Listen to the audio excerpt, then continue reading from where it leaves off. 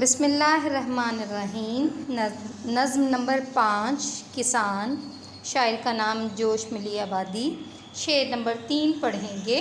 جلوہ قدرت کا شاہد، حسن فطرت کا گواہ، ماہ کا دل، مہر عالم، تاب کا نور نگاہ۔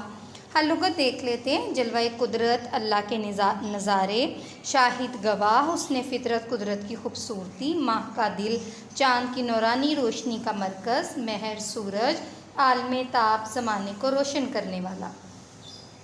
مفہوم دیکھ لیتے ہیں کہ کسان کی ذات اللہ تعالیٰ کے قدرتی نظاروں اور اس کی قدرت کی خوبصورتی کی سب سے بڑی گواہ ہے۔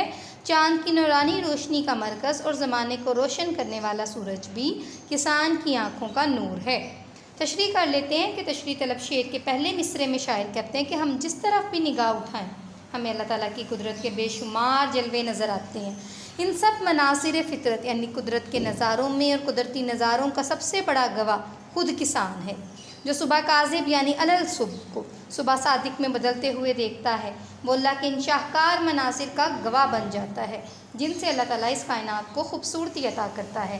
کسان کھیتوں میں کام بھی کرتا ہے اور ان قدرتی مناظر سے آنکھوں کی پیاس بجھاتے ہوئے اپنے دل کو مسرتوں سے معمور بھی کرتا ہے۔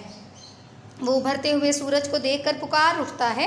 بقول اقبال رحمۃ اللہ علیہ حوالے کا شعر ہے: کھول آنکھ، زمین دیکھ، فلک دیکھ، فضا دیکھ، مشرق سے ابھرتے ہوئے سورج کو ذرا دیکھ۔ دوسرے مصرعے میں شاعر کہتے ہیں کہ چاند جو نورانی روشنی کا مرکز ہے، وہ رات کے گپ اندھیروں کو اپنی نورانی کرنوں سے منور کرتا ہے۔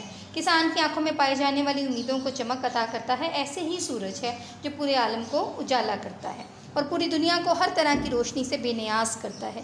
سورج کے طلوع ہوتے ہی ہر طرف روشنی پھیل جاتی ہے اور یہ روشنی کسان کی نگاہ کا نور بن جاتی ہے۔ وہ قدرتی نظاروں کو دیکھ کر یہ کہنے پر مجبور ہو جاتا ہے کہ فَبِأَيِّ آلَاءِ رَبِّكُمَا تُكَذِّبَانِ۔ ترجمہ لکھیں گے آپ: تم اپنے رب کی کون کون سی نعمتوں کو جھٹلاؤ گے۔ یہاں پر آپ دیکھیں گے کہ حوالے کا آخری شعر آپ لکھیں گے: وہ دیکھو سورج نکل رہا ہے، ہر ایک منظر بدل رہا ہے۔ آئے چلتے ہیں اپنے شعر نمبر 4 کی جانب۔ لہر کھاتا ہے رگ خاشاک میں جس کا لہو، جس کے دل کی آنچ بن جاتی ہے سیل رنگ و بو۔ مفہوم ہر لغت دیکھ لیتے ہیں۔ خاشاک کہتے ہیں خشک تنکے جیسے گھاس پھوس، اور آنچ کہتے ہیں حرارت کو، تپش کو، لہو کہتے ہیں خون کو، سیل رنگ و بو کہتے ہیں رنگ اور خوشبو کا سیلاب، مراد دنیا کی سرگرمیاں۔ مفہوم ہے کسان اپنے خونی جگر سے فصلوں کو سیراب کرتا ہے، اس کے دل کی حرارت جہان رنگ و بو میں خوبصورتی بکھیر دیتی ہے۔ تشریح ہے جوش ملی آبادی تشریح طلب شعر میں کسان کو خراج تحسین پیش کرتے ہیں کہ کسان دن رات خوب محنت کرتا ہے۔ کھیت میں اگنے والے گھاس بھوس اور تنکے بھی کسان کے خون جگر سے چمک پاتے ہیں۔ ان کے چہروں پر سبز چمک نظر آتی ہے۔ وہ کھیت میں کام کرتا ہے، بدن پسینے میں شرابور ہوتا ہے، جگر کا لہو پیشانی پر پسینے کے موتی بن کر چمکتا ہے، کھیتوں میں گرتا ہے، تنکوں میں جان پڑتی ہے، گویا کھیتوں کی چمک دمک میں کسان کا لہو شامل حال ہوتا ہے۔ مقال شاعر: ہمارا خون بھی شامل ہے تزئین گلستان میں، ہمیں بھی یاد کر لینا چمن میں جب بہار آئے۔ دوسرے مصرعے میں شاعر کہتے ہیں کہ کسان کے دل کی حرارت اور تپش اس دنیا کو خوبصورتی عطا کرتی ہے۔ جس طرف نگاہ اٹھاؤ سبزہ لہلہاتا نظر آتا ہے۔ چنانچہ کسان اپنی ذات سے ایک عہد کرتا ہے کہ محنت کرنی ہے، بنجر زمین کا گلزار یعنی خوبصورت باغ بنانا ہے۔ اس عہد کی تکمیل کے لیے وہ اپنے خون دل سے رخے برگ گلاب کو نکھارنے کی کوشش کرتا ہے۔ وہ کھیتوں کو اپنے خون پسینے سے سینچتا ہے اور دنیا کو یہ پیغام دے جاتا ہے کہ خون دل دے کے نکھاریں گے رخ برگ گلاب، ہم نے گلشن کے تحفظ کی قسم کھائی ہے۔ شعر نمبر 5 دیکھ لیتے ہیں۔ دوڑتی ہے رات کو جس کی نظر افلاک پر، دن کو جس کی انگلیاں رہتی ہیں نبض خاک پر۔ مفہوم ہے کسان کی آنکھیں رات کے وقت آسمان کی سمت ہوتی ہیں اور دن کے اوقات میں اس کی انگلیاں کھیت کی مٹی کے ساتھ کھیلتی ہیں۔ تشریح پڑھ لیتے ہیں کہ جوش ملی آبادی تشریح طلب شعر میں کسان کو خراج تحسین پیش کرتے ہوئے پہلے مصرعے میں یہ کہتے ہیں کہ کسان کی فطرت میں محنت کا شامل ہونا فطری یعنی قدرتی امر ہے، کیونکہ اسے اس راز کا علم ہے: جو دنیا میں محنت کرے گا بشر، ملے گا اسے دہر میں سیم و زر۔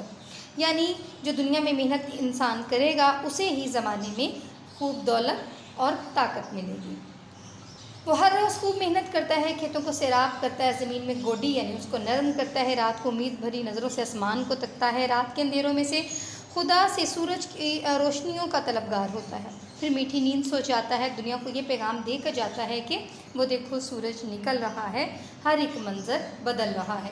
دوسرے مصرے میں شاعر کہتے ہیں کہ دن کے اوقات میں کسان اپنے کھیت سے پل بھر کے لیے باہر نہیں جاتا، اس مٹی کو نرم کرتا ہے، اس میں بیج بوتا ہے، ہل چلاتا ہے، آبیاری پانی دیتا ہے، کھیت کی مٹی میں اپنی انگلیوں کا ہنر آزماتا ہے، پھر جب اس کی محنت رنگ لاتی ہے تو فصل لہلہاتی ہے، تب اس کی امیدیں بر آتی ہیں، وہ خدا کے حضور پسینے میں شرابور اپنی پیشانی کو سجدے کی صورت میں زمین پر بچھا دیتا ہے اور خدا کا شکر بجا لاتا ہے۔ حفیظ جلندری کے آپ اشعار لکھیں گے، ہوئی ہل چلاتے ہوئے دوپہر، چھپے سائے میں جا کے سب جانور، ہوا اس کا پنڈا یعنی جسم پسینے میں تر، نہیں ہے مگر اس کے دل پر اثر، نہ چہرے پر یا آسماندگی کے نشان، یعنی نا امیدی کے نشان نہیں ہیں اس کے چہرے پر، بڑا محنتی ہے بہادر کسان۔ یہ تھے آپ کے 3 اشعار جن کی تشریح اور مفہوم آپ نے اچھے طریقے سے یاد کر لینا ہے۔ حوالے کے اشعار پر خصوصی توجہ دیجیے گا۔ انشاءاللہ اگلے اشعار کے ساتھ پھر حاضر ہوں گے۔ اپنا خیال رکھیے گا۔ اللہ حافظ۔